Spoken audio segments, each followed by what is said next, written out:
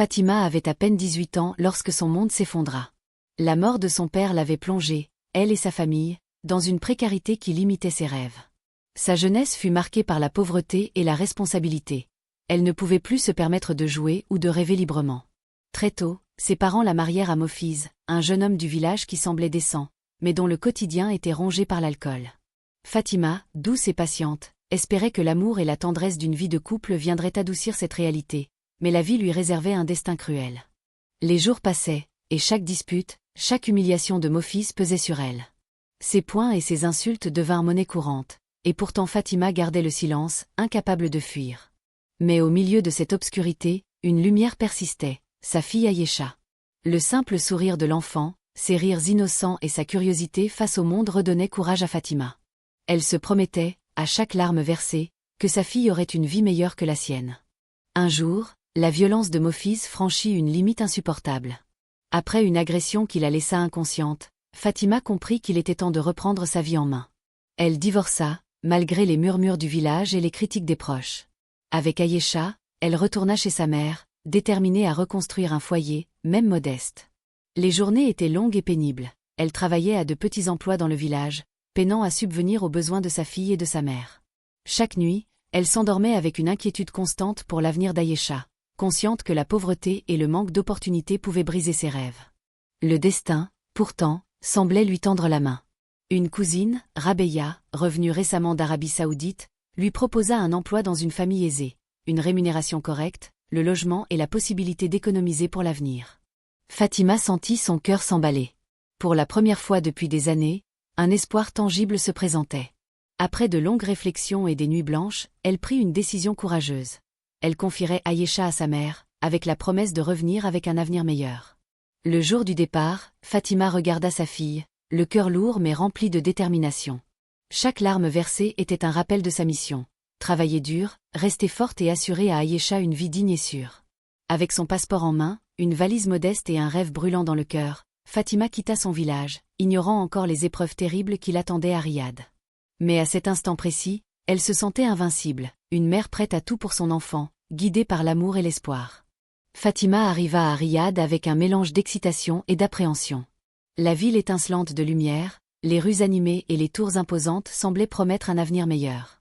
Pour la première fois depuis longtemps, elle sentit l'espoir renaître en elle. Elle pensait que tout ce qu'elle avait enduré appartenait désormais au passé, et que sa vie, à partir de cet instant, serait consacrée à offrir à Ayesha un avenir sûr et heureux. Elle fut accueillie par la famille du cheikh Ahmed, un homme réputé pour sa piété et son influence. Le palais était somptueux, chaque pièce respirait le luxe et l'opulence. Les premières journées de travail se déroulèrent sans incident. Fatima accomplissait ses tâches avec diligence, essayant de gagner la confiance de ses employeurs et des autres domestiques. Elle pensait qu'elle avait trouvé un lieu sûr, un refuge loin de la misère et de la violence qu'elle avait connue dans son village. Mais très vite, une inquiétude s'installa dans son esprit. Les sourires polis et les gestes aimables masquaient une atmosphère étrange et oppressante. Fatima remarqua que les autres domestiques obéissaient aux ordres avec crainte, évitant de parler ou de se montrer trop familiers avec le cheikh ou son fils Youssouf. La tension était palpable, et chaque erreur, même mineure, semblait être observée avec une sévérité silencieuse. Un jour, Fatima fut envoyée dans le bureau privé du cheikh pour nettoyer. Son regard fut attiré par un petit tiroir entrouvert. Poussée par la curiosité, elle l'ouvrit et découvrit des photos compromettantes et des documents qui révélaient les abus infligés à d'autres domestiques. Son cœur se serra. Tout ce qu'elle pensait être un refuge n'était en réalité qu'une prison dorée. La peur s'installa en elle, mais elle savait qu'elle devait rester prudente et garder son calme. Chaque jour apportait son lot de nouvelles épreuves, des ordres absurdes, des reproches injustifiés, et la sensation constante d'être surveillée. Fatima comprit que sa sécurité dépendait de sa vigilance et de sa discrétion. L'illusion de la sécurité tombait peu à peu, mais son objectif restait clair: survivre, économiser et revenir un jour à Ayesha avec la promesse d'un avenir meilleur. Au fil des jours, la peur qui rongeait Fatima devint réalité. Ce qu'elle pressentait depuis son arrivée se confirma: le palais du cheikh Ahmed n'était pas un lieu sûr. Ses premières découvertes dans le tiroir secret n'étaient que la pointe de l'iceberg. Les documents et photos montraient clairement que le cheikh et son fils Youssouf utilisaient leur richesse et leur pouvoir pour contrôler, exploiter et abuser des domestiques. Fatima sentit un frisson glacé parcourir son corps. Sa vie était en danger, mais elle n'avait nulle part où fuir.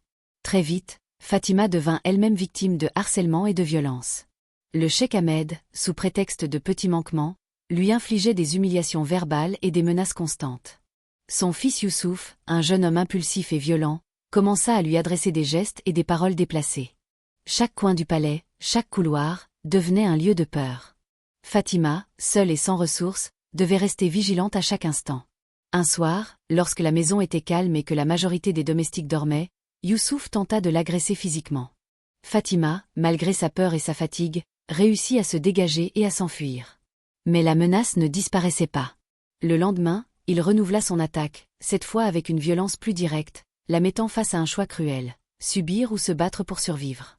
Chaque jour qui passait, Fatima voyait sa force physique et son moral s'éroder, mais l'image du visage d'Aïcha, sa fille, lui donnait une raison de continuer à se battre. Fatima comprit qu'elle ne pouvait pas rester là indéfiniment. Son plan de survie devint clair. Elle devait récupérer ses papiers, son passeport, et trouver une occasion de fuir.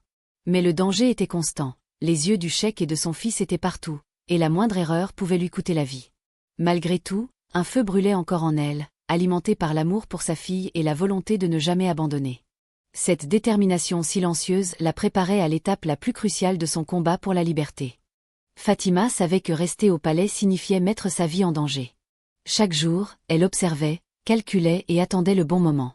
Son cœur battait à tout rompre à l'idée de fuir, mais elle ne pouvait pas se permettre la moindre erreur.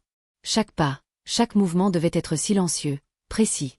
L'amour pour sa fille Aïcha était sa seule force. Une nuit, alors que la maison dormait, Fatima trouva enfin la clé du tiroir secret contenant ses papiers et son passeport. Son souffle était court, ses mains tremblaient, mais son esprit était résolument concentré. Elle savait que cette chance était unique et qu'elle ne devait pas la laisser passer. Avec précaution, elle ouvrit le tiroir, récupéra ses documents et glissa hors de sa chambre par la sortie arrière, enveloppée dans l'obscurité de la nuit. La rue déserte de Riyad l'accueillit, silencieuse et menaçante. Ses yeux cherchaient chaque coin sombre, chaque mouvement suspect. Elle marcha d'un pas rapide, son esprit oscillant entre peur et espoir. Après un long moment, elle aperçut un taxi. Sans hésiter, elle monta et donna l'adresse de l'aéroport au chauffeur. Chaque seconde semblait durer une éternité, et chaque klaxon, chaque lumière lui rappelait qu'elle n'était jamais totalement à l'abri. Arrivée à l'aéroport, Fatima sentit un mélange de soulagement et de panique. Elle réussit à acheter un billet pour le Bangladesh, remettant tout son argent durement économisé pour assurer son retour à la sécurité. Alors qu'elle attendait son vol, son téléphone sonna soudainement. Un numéro inconnu apparaissait à l'écran. Sa main devint froide. La voix grave de l'homme au bout du fil la glaça. « Fatima, tu crois pouvoir nous échapper ? Ta fille est entre nos mains. » Le monde sembla s'effondrer autour d'elle. L'idée qu'Aïcha puisse être en danger lui fit sentir tout le poids de sa peur et de sa responsabilité. Mais Fatima n'était plus la jeune femme effacée d'autrefois. Elle prit une profonde inspiration, serra les poings et répondit avec courage. « Je ne sais pas qui vous êtes, et je ne vous dirai rien. » Sa détermination était plus forte que la peur. Elle savait qu'elle devait affronter cette menace pour sauver sa fille. La décision fut immédiate. Elle descendit du vol et choisit de revenir affronter le cheikh et ses complices. Fatima comprit que la fuite seule ne suffirait pas. Elle devait reprendre le contrôle, protéger Aïcha et mettre fin à ce cauchemar. Chaque pas vers le palais était un mélange de peur et de courage, mais son cœur battait avec une certitude. Elle ne laisserait plus jamais le destin décider pour elle ni pour sa fille. Le cœur de Fatima battait à tout rompre alors qu'elle approchait à nouveau du palais du cheikh Ahmed. Elle n'était plus la jeune femme effrayée qui était arrivée à Riyad. Elle était transformée par la peur, la détermination et l'amour pour sa fille Aïcha. Son objectif était clair, sauver Aïcha et mettre fin aux abus qui avaient brisé tant de vies. À son arrivée, le cheikh la regarda avec un sourire satisfait, convaincu que sa peur l'avait ramenée. Mais il ignorait que Fatima n'était plus la même.